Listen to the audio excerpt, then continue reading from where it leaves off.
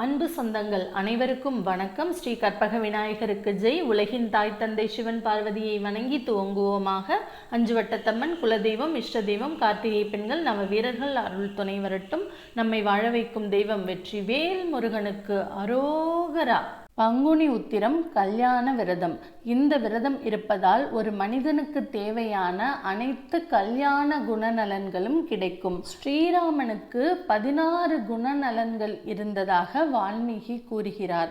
இவ்வாறு ஒரு கடவுளும் ஒரு குறிப்பிட்ட குணநலன்கள் இருப்பதாக வரையறை செய்யப்பட்டுள்ளார்கள். அனைத்து நற்குணநலன்களும் மனிதர்களுக்கு கிடைக்க வேண்டும் என்றே கடவுள் வரையறை செய்துள்ளார். இந்த குணநலன்கள் கிடைப்பதற்கும் திருமணம் ஆகாதவர்களுக்கு திருமணம் ஆகவும் அவர்கள் இந்த விரதத்தில் என்ன செய்ய வேண்டும் என்றால், முதலில் இந்த திருமணத்தில் கலந்து கொள்ள வேண்டும். உடல் ரீதியாக சென்று ஒரு திருமணத்தில் கலந்து கொள்வது, ஒரு கோவிலில் திருமணம் நடக்கும் நிகழ்வில் கலந்து கொள்வது என்பது ஒரு புறம். இது இறைவனுக்கு நடக்கும் திருமணம் என்பதால் நம் மனதாலேயே நாம் இந்த திருமணங்களில் கலந்து கொள்ள முடியும்.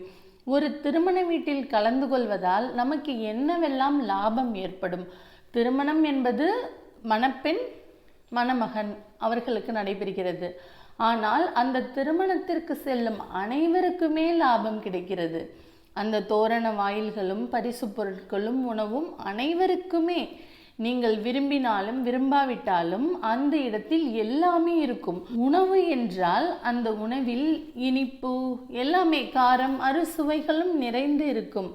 நீங்களாக விரும்பினால் இந்த இனிப்பை நான் உண்ணவில்லை என்று கூறலாமே தவிர, வைப்பவர் யாரும் இந்த உணவை உங்களுக்கு நான் தரமாட்டேன், இந்த பொருளை தரமாட்டேன் என்று எந்த பொருளையுமே கூற மாட்டார்கள். திருமணத்திற்கு வரும் அனைவருமே தோரண வாயில் உள்ள அலங்காரத்தோடு வரவேற்கப்படுகிறீர்கள். வரவேற்பு இடத்தில் அவர்களுக்கு குங்குமம், சந்தனம், இனிப்பு, சர்க்கரையோ அல்லது கல்கண்டோ கொடுத்து, பூக்கள், ரோஜா பூக்கள், மல்லிகை பூக்கள் அனைத்துமே அந்த இடத்திலேயே வழங்க தொடங்கி விடுகிறார்கள். விருந்தோம்பல், உங்களை வாருங்கள் என்று வரவேற்கிறார்கள். உள்ளே சென்றதும் நம் நண்பர்கள், உற்றார், உறவினர்கள், விட்டுப்போன சொந்த பந்தங்கள் அனைவரையும் சந்திக்கும் பொழுது எதிர்பாராத அளப்பரிய மகிழ்ச்சியை அடைகிறோம். திருமண வீடுகளில் ஒருவரை பற்றிய வருத்தங்களை சொல்வதை விட மகிழ்ச்சியான தருணங்களை பகிர்ந்து கொள்வது மிக அதிகமாக இருக்கும். ஒரு நல்ல உணவு, உற்றார் உறவினருடன் கலந்து பேசுதல் மற்றும் நாம் திரும்ப வரும்பொழுது நமக்கான தாம்பூலப்பை, பை நிறைய பொருட்கள், தேங்காய், வாழைப்பழம் போன்ற சுபமான பொருட்கள், நல் வாழ்த்துக்கள் அனைத்துமே திருமணத்தில் நமக்கு கிடைக்கும். நாம் செய்ய வேண்டியது, மொய் எழுதுகிறோமோ எழுதவில்லையோ அந்த திருமணத்தில் நாம் கலந்து கொள்வது மட்டுமே. நாம் சென்று மனதாலும் உடலாலும் கலந்து கொள்வது மட்டுமே ஆகும். நீங்கள் யார் என்றே தெரியாத திருமணத்தில் கலந்து கொண்டால் கூட யாரும் யாரையும் துரத்தி விட மாட்டார்கள். உங்களை அன்பாக உபசரித்து உங்களுக்கு தேவையானதை செய்துதான் அனுப்புவார்கள். அதனால் இந்த தெய்வங்களின் திருமணம் எனும் பொழுது, முருகப்பெருமான் தேவசேனா திருமணமும் பங்குனி உத்திரம், அவனது தாய் தந்தை திருமணமும் அதற்கு முன்பு உள்ள பங்குனி உத்திரத்தில் அவனுடைய மாமன் மாமி பெருமாள் திருமணமும், இப்படி பல திருமணங்கள் இதே திருமண நாளில் நடந்துள்ளது. அப்பொழுதெல்லாம் அனைத்து இறை சக்தியும், நல்ல சுபிட்சமான அனைத்து சக்திகளும் வந்து கலந்து கொண்டிருக்கும். அப்படி என்றால் இந்த திருமணங்கள் எவ்வளவு மகிழ்ச்சியாக இருக்கும். நம் வாழ்விலும் இந்த மகிழ்ச்சி எப்பொழுதும் நிலைத்திருக்க வேண்டும். நமக்கும் அவ்வாறு இறைவன் இந்த திருமணத்தில் கலந்து கொள்ளும் பொழுது மகிழ்ச்சியாக வாரி வாரி அள்ளி அள்ளி வழங்குவான். சிவபெருமான் மன்மதனை உயிர்ப்பித்து மீண்டும் ரதியுடன் இணைத்து வைத்ததும் இதே நல்ல நாளில்தான். குழந்தைகள் எப்படி தன் தாய் தந்தைக்கு 60ஆம் கல்யாணம் 80ஆம் கல்யாணம் என்று செய்து மகிழ்ச்சி அடைகிறார்களோ, அவ்வாறே பக்தர்கள் தான் வழிபடும் இறைவனுக்கும் திருமணம் செய்து வைத்து இப்படியெல்லாம் இந்த திருமணம் நடந்திருக்கும் என்று கருதி மகிழ்ச்சி அடைகிறார்கள். எப்படிப்பட்டவரும் திருமண நாளன்று மிகவும் மகிழ்ச்சியாக இருப்பார். அப்படி என்றால் இறைவன் சொல்லவே வேண்டாம், எவ்வளவு மகிழ்ச்சியாக இருப்பார். வந்த பக்தர்களுக்கெல்லாம் மனம் போல அள்ளி கொடுப்பார், கேட்டதை கொடுப்பார் இறைவன். நன்று. தெய்வங்கள் ஏன் திருமணம் செய்து கொள்கிறார்கள்?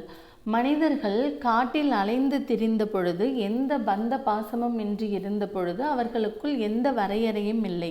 இறைவன் என்பது மனிதனை விட மேம்பட்ட உயர்ந்த சக்தி என்று அவன் உணரும் பொழுது அதற்கான வரையறைகள், மனிதா நீயும் ஒரு குடும்ப வாழ்க்கை வாழ வேண்டும், சமூகத்தில் நல்ல குண நலன்களோடு வாழ வேண்டும் என்று உணர்த்துவதற்காக மனிதர்கள் திருமணம் செய்து கொள்ள வேண்டும், ஒரு குடும்ப வாழ்க்கை வாழ வேண்டும் என்று அவர்களுக்கு புரிய வைக்கவே இவ்வாறு திருமணங்கள் வருடா வருடம் நடைபெறுகிறது. மேலும் பௌர்ணமி என்பது மிகவும் சக்தி வாய்ந்தது.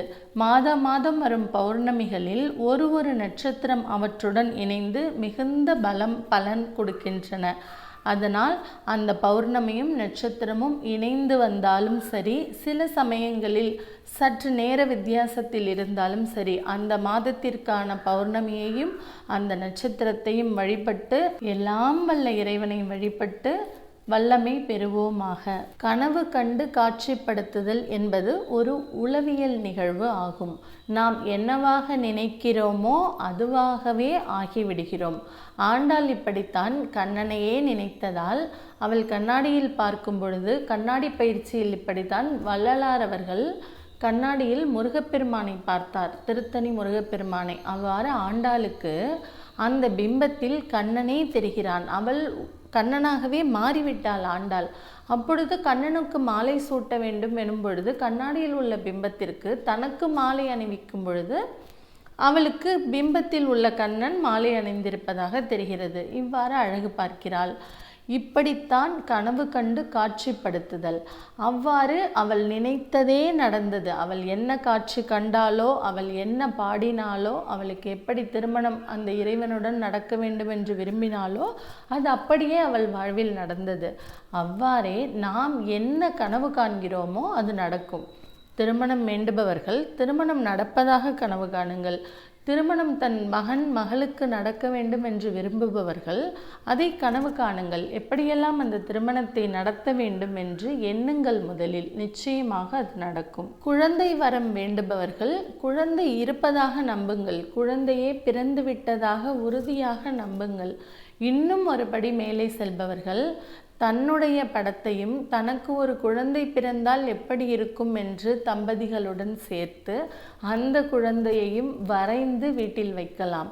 அவ்வாறே இப்படி ஒருவருடன் திருமணம் நடக்க வேண்டும் என்று நீங்கள் வரைந்தாலும், ஓவியமாக தீட்டினாலும், அதை தினமும் பார்த்து வந்தாலும் அந்த நிகழ்ச்சி நிச்சயமாக நடக்கும். அதனால்தான் இறைவனின் திருமணத்தை கண்டு களிப்பவர்கள் தங்களுக்கே அந்த திருமணம் நடப்பதாக நினைக்கிறார்கள். அவர்கள் வேண்டுதல் நிறைவேறுகிறது. இது ஒரு உளவியல் ரகசியமாகும். திருமணம் நடைபெறுவதற்கு காலதாமதம் ஆனவர்களும் அவர்களது பெற்றோர்களும் வேறு எந்த திருமணத்திற்கும் செல்லாமல் இருக்காதீர்கள். உங்களுடைய நண்பர்கள் உறவினர்களுடைய அனைத்து திருமணங்களுக்கும் மகிழ்ச்சியாக குடும்பத்துடன் சென்று வாருங்கள். உங்களது பிள்ளைகளையும் அழைத்து செல்லுங்கள்.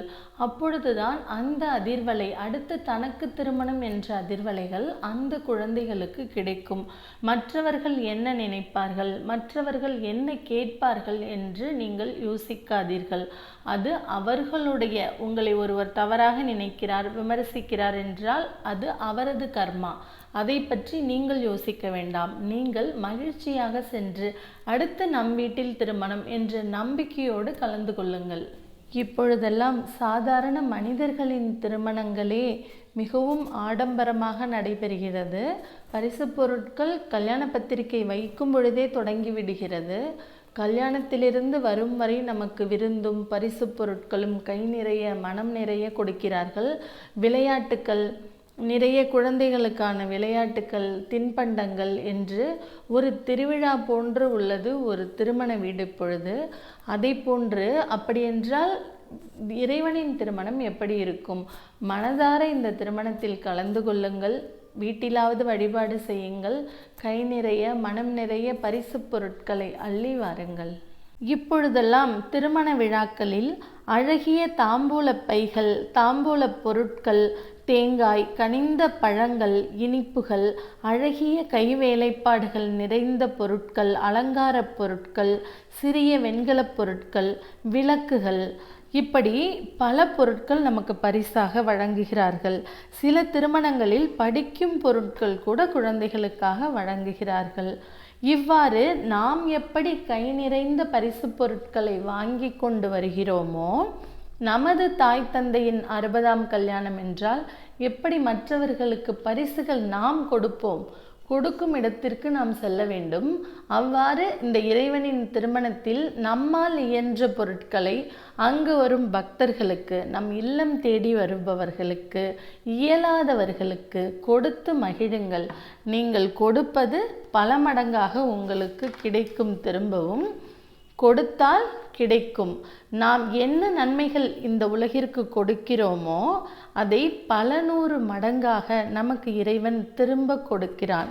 திருமணம் என்ற வாய்ப்பு வந்தும் அதை நடத்துவதற்கு சிரமப்படும் ஏழை எளிய பிள்ளைகளுக்கு, மக்களுக்கு உங்களால் முடிந்த உதவியை, தங்கள் தகுதிக்கு என்ன முடியுமோ அதில் ஒரு சிறு உதவியையாவது செய்யுங்கள். அடுத்து நிச்சயமாக உங்கள் வீட்டில் திருமணம் ஏற்பாடு செய்யப்படும். உங்களால் முடிந்தால் சிறு கல்வி உதவித்தொகையாவது செய்யுங்கள். இறைவன் உங்களை கண்கொண்டு பார்ப்பான். பாடல்கள் பாடுவதன் மூலமாக இறைவனிடம் நம் வேண்டுதலை எளிதாக அடையலாம். வாரணம் ஆயிரம் ஆண்டாள் அருளிய இந்த பாடலை பாடலாம். இதுதான் ஆண்டாள் கனவு கண்டு காட்சிப்படுத்திய பாடல் ஆகும். முருகப்பெருமானுக்கான திருப்புகழ் பாடல்களை நீங்கள் பாடலாம். எந்த பாடலை பாடினாலும் என்ன கேட்டாலும் கொடுப்பான். இருப்பினும் பல பக்தர்கள் பல ஆண்டுகளாக சில குறிப்பிட்ட திருப்புகழை பாடி அதனால் பல பலன் பெற்று இப்பொழுது பரவலாக பலர் பாடுகிறார்கள். அதில் திருமணம் நடைபெற மாலையில் வந்து மாலை வழங்கு எனும் திருப்புகழ், விரல் மாற நைந்து எனும் திருப்புகழ், நீலங்கொள் மேகத்தின் எனும் திருப்புகழ், இவ்வாறு சில குறிப்பிட்ட திருப்புகழை பாடி பலன் பெறலாம். பிள்ளைகள் பாட இயலாத சூழலில் பெற்றோர்கள் நாங்கள் எங்கள் குழந்தைகளுக்காக பாட விரும்புகிறோம் என்று கூறினால் துள்ளு மத வேள்கை இந்த பாடல் திருப்புகழ் குழந்தைகளுக்கு திருமணமாக வேண்டும் என்று பெற்றோர் பாடுவதாக அமைந்த பாடல் ஆகும். விநாயக பெருமான் முழு முதல் கடவுள் ஆவார். முருகப்பெருமானுக்கு திருமணத்தில் ஒரு சிறு தடங்கள் வந்த பொழுது அதை சரி செய்து தந்தவர் விநாயக பெருமான் ஆவார்.